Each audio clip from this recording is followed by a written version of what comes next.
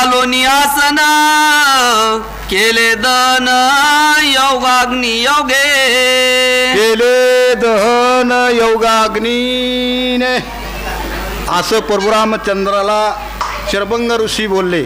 आणि बोलून योगासन घातलं महाराज, योगासन घातलं.